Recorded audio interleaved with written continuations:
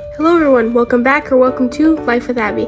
So I know it's a bit over Friday, but here is a life update. Last Friday to very late Sunday, my family and I went to Washington DC in South Carolina. So the order of the trip is pretty weird. Last Friday we got in the car and drove from Virginia to DC, which was about 3 hours. Traffic was heavy on most parts, but we were able to get there okay.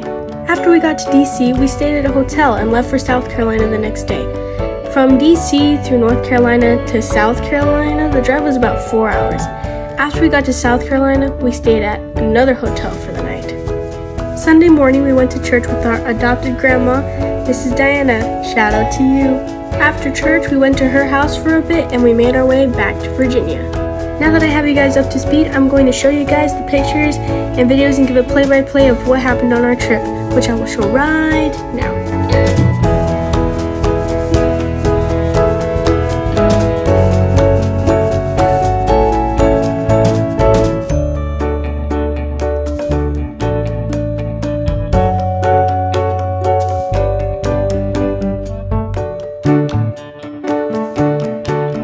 Getting into places like to our hotel was really tough because there was a lot of traffic. Like as you can see here, there was a whole bunch.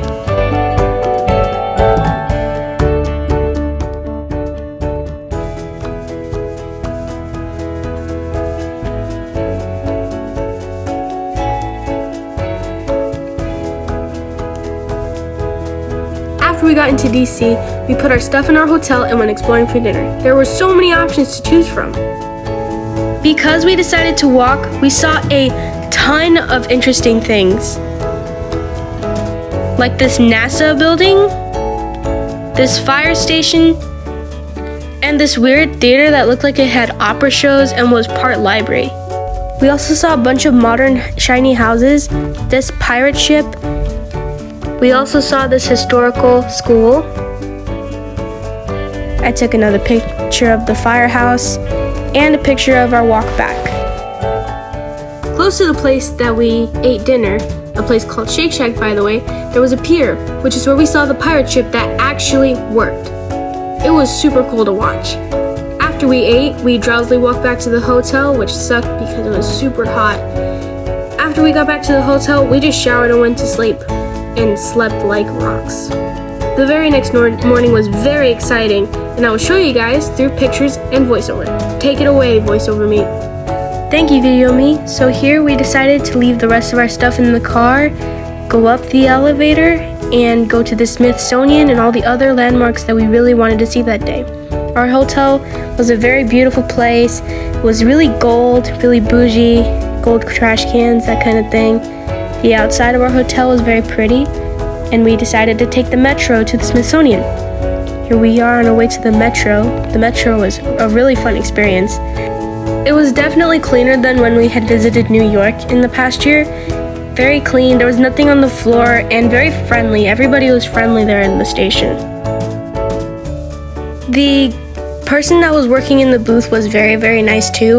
He saw that we were having a hard time purchasing tickets for us to get on the train, and he got out of his booth and helped us. It was super nice and we greatly appreciated it.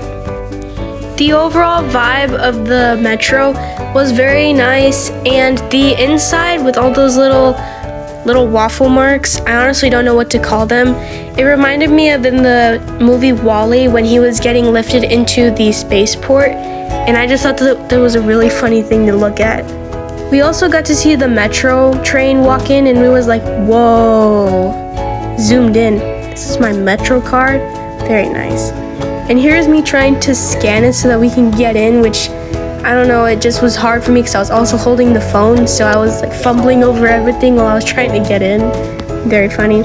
Then we took an escalator ride down into the place, which was very, very empty, which was very cool. Me and Abe took a little selfie, and that's the picture of the things so we knew where we were. It was a super fast train. I don't know how to explain it. It was just like you were in a rocket. There was another picture of the place, and another escalator ride back up, and the picture of where we were. And then here we are out of the escalator where I had to book it to get out of the gate, and so that we could be able to get out of the metro. Then we were super close to the Capitol. Coco wanted to take a picture, And here we are next to the Washington Memorial, which was super close to us as well. We wanted to go visit those soon. And here was our walk down to the Smithsonian. We were so excited to be able to have our wishes come true. We've always wanted to go there ever since watching the movies. Here we are taking pictures next to it. I took one too. And here's the inside, which was so big. I didn't expect it to be that big. And I especially didn't expect to see so many exhibits.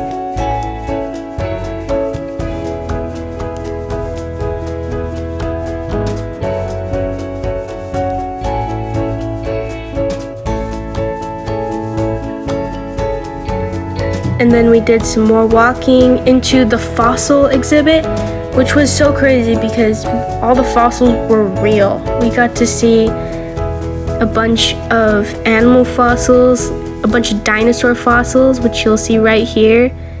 And yeah, there was a whole lot of fossils.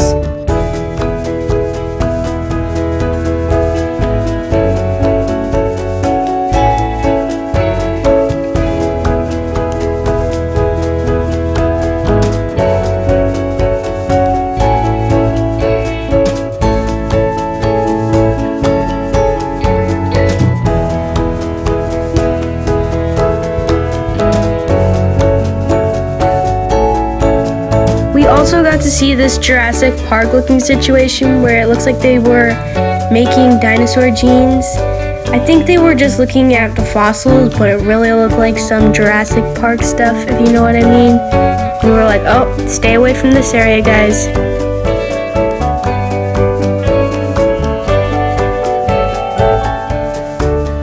We also got to see this place that had African American culture, such as cuisine, instruments, and we also got to see stuff about the poetry that they had.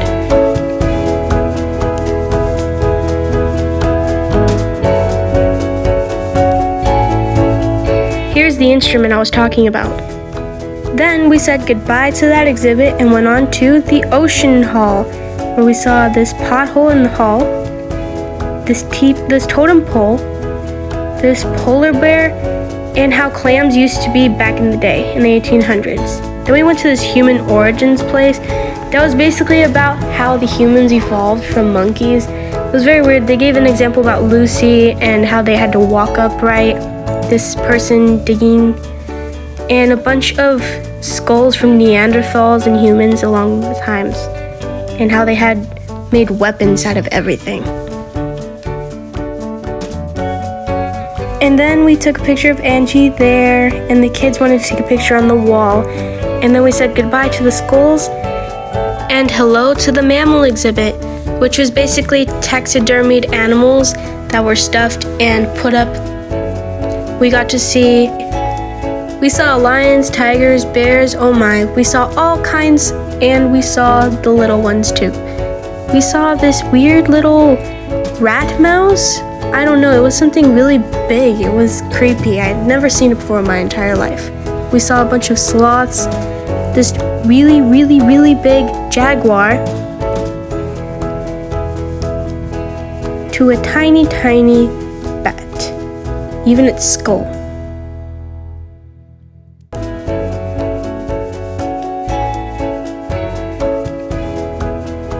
I also got to see a platypus egg, which you'll see right here. Even a platypus skull. You can't tell me that that's not cool.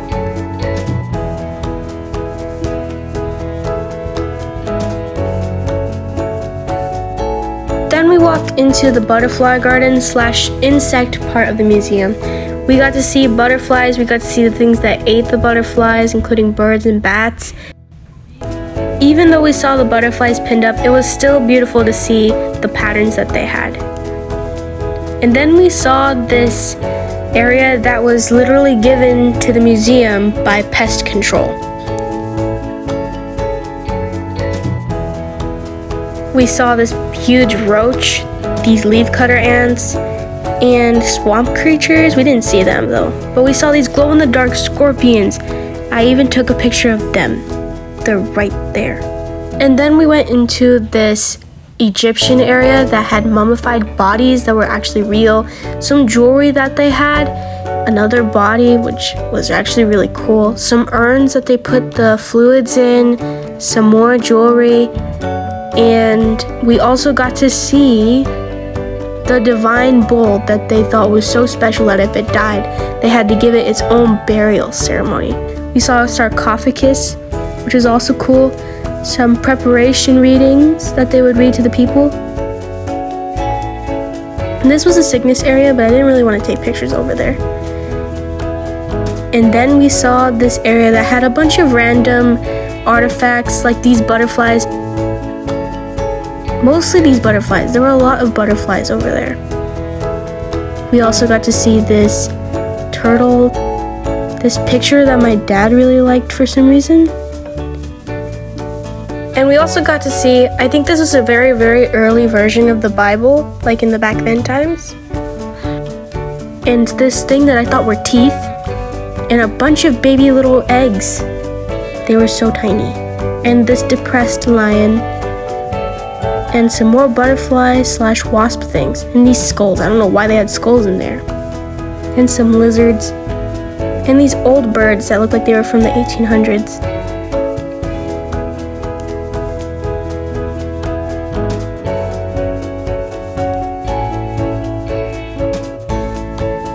The funny thing about this guy was that he was a collector and he wanted his body to be collected when he died, and we got to see it.